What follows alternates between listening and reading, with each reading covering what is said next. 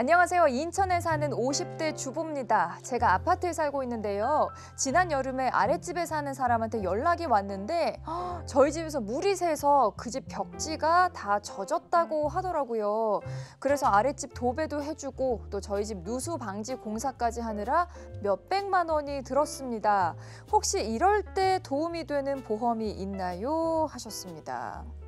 참 요즘 요 아파트 누수 사고가 생각보다 빈번하게 발생하고 있다고 합니다. 이런 고민 보내주시는 우리 시청자분들 생각보다 많이 계신데요. 오늘 SOS 보험 구조대에서 보험으로 어떻게 준비하실 수 있는지 그 방법 알려드리도록 하겠습니다. 자, 오늘 SOS 보험 구조대 박성일 전문가님 도와주세요.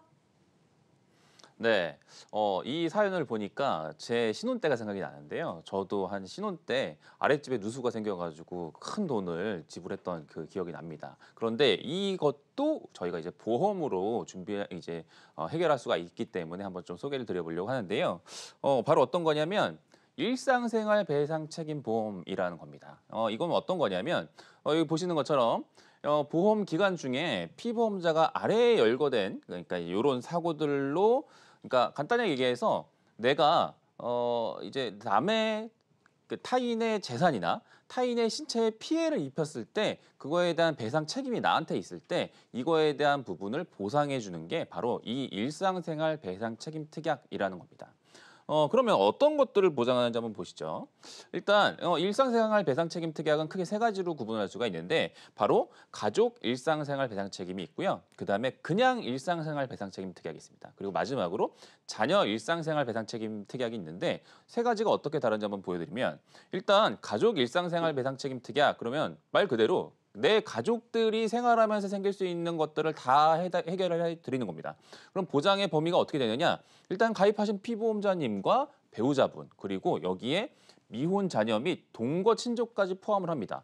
그러니까 친척까지도 되는데 이게 이제 등록상이 이제 같이 사는 동거인으로 등록이 되어 있을 때만 가능하다라고 생각하시면 될 것 같고요.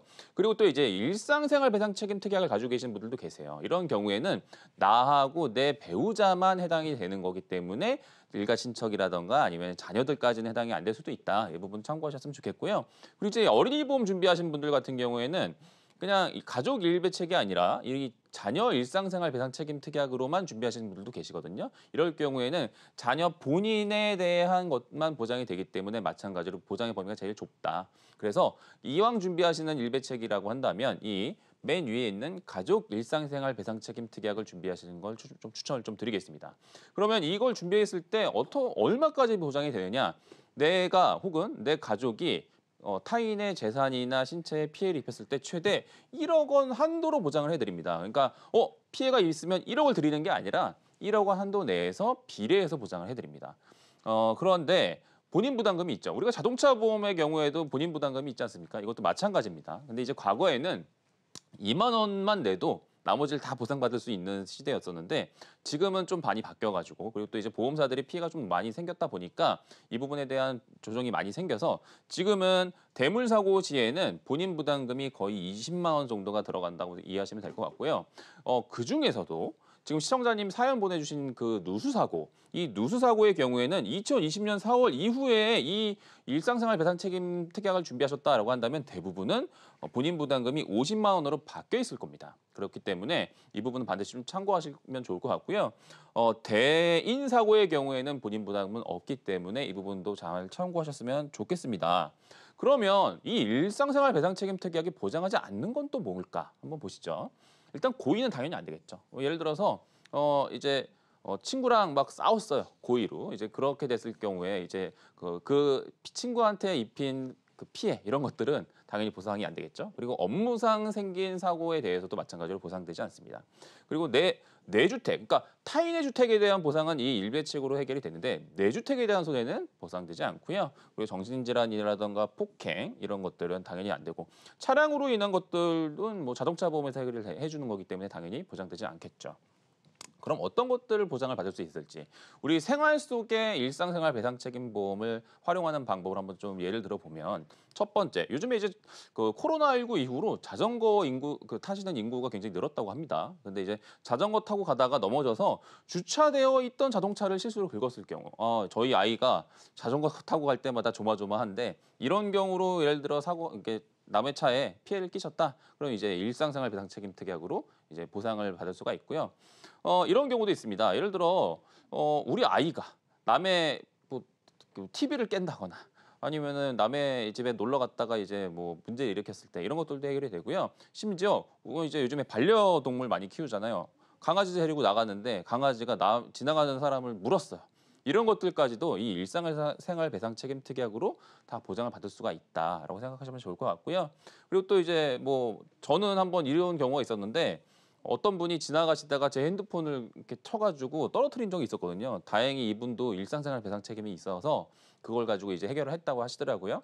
이제 그런 경우 그리고 마지막으로 시청자님이 보내주신 사연인 것처럼 아랫집에 누수가 생겼을 경우에 당연히 이 부분에 대해서도 보상을 받을 수가 있습니다. 그런데 이제 누수 사고와 관련해서는 조금 논쟁이 좀 많이 있었습니다. 사실 이 누수가 생기면 아래층에 대한 그 배상을 윗집이 해줘야 되거든요. 그런데 아랫집에 대한 거를 배상해 주는 거는 당연히 이 일상생활 배상 책임으로 받을 수가 있을 텐데 이게 우리 집 공사도 같이 해야 되잖아요. 우리 집 공사하는 거는 왜 될까요? 바로 이 손해방지 의무 조항 때문에 그렇습니다. 예를 들어서 아랫집 도배를 해드렸어요.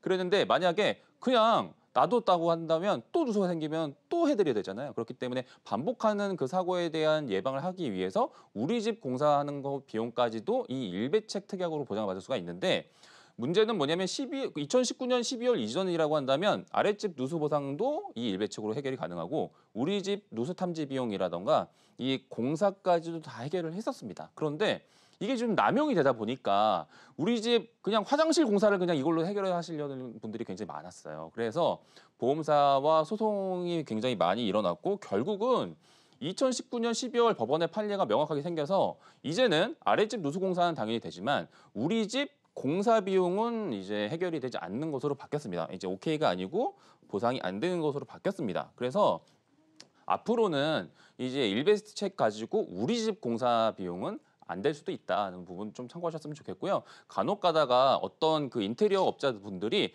이것까지도 공사 비용을 좀 뻥튀기 해가지고 이것까지 다 해결해 드립니다 하시는 분들도 계시거든요. 자칫하다가는 이런 것들로 고발당할 수가 있으니까 그런 부분은 좀 참고하셔서 해결하셨으면 좋겠습니다. 그래서 이 일상생활 배상 책임 특약으로 많은 이제 그 보험의 혜택 좀 가져가셨으면 좋겠습니다. 지금까지 SOS 보험구조대였습니다.